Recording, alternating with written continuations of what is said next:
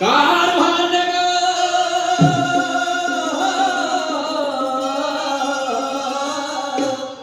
माझे प्रेमाचे नारी राधा राधा राधा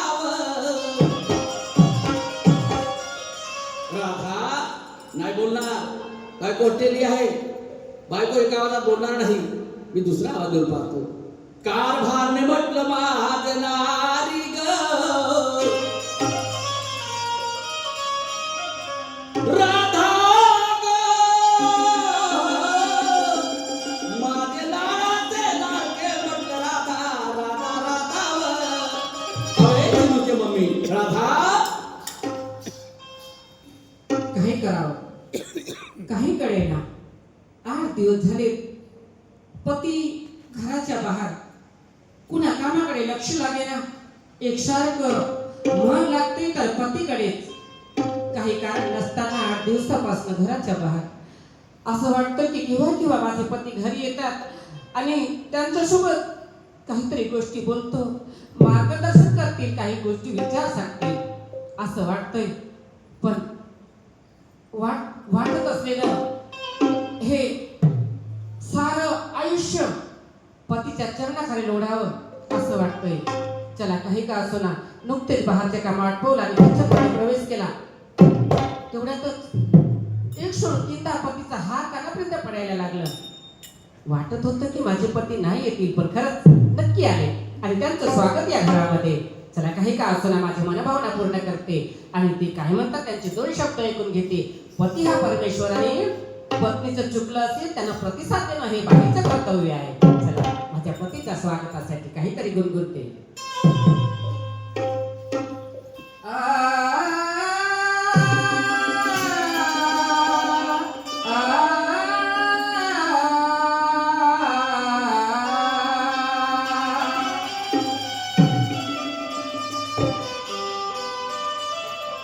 आज शुभकारिणी आणि मंगलदिनी. आज शुभकारिणी आणि मंगलदिनी. गौतमा आणि भीमाला तुला वंदितो. के पापी मन मात है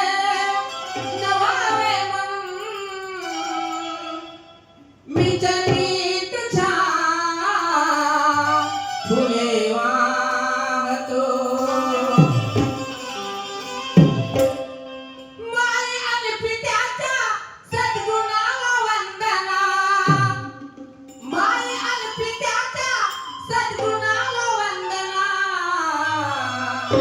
भीमाला वंदना भीमाला वंदना भीमाला वंदना.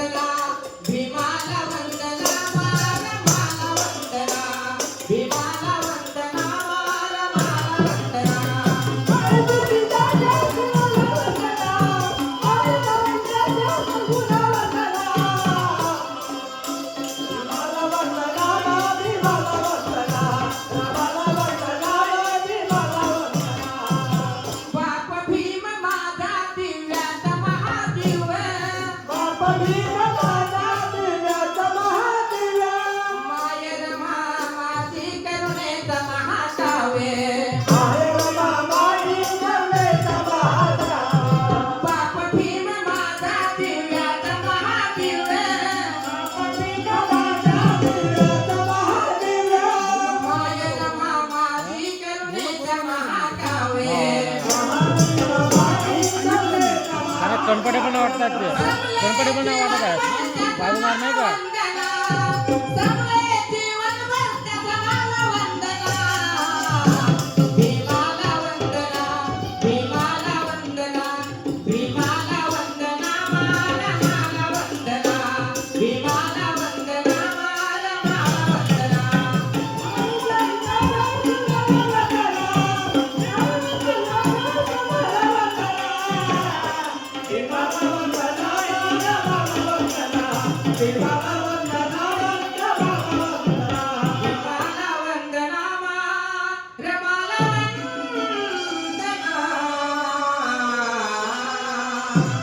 बरं येतो वा, ना? इथं होते परिवर्तन ना? झालं माझ्या घरामध्ये. सर्व सर्व देवच आपल्या घरी उतरले असं मला वाटत आहे. चला, एवढ्या मोठ्या रागामध्ये आले होतो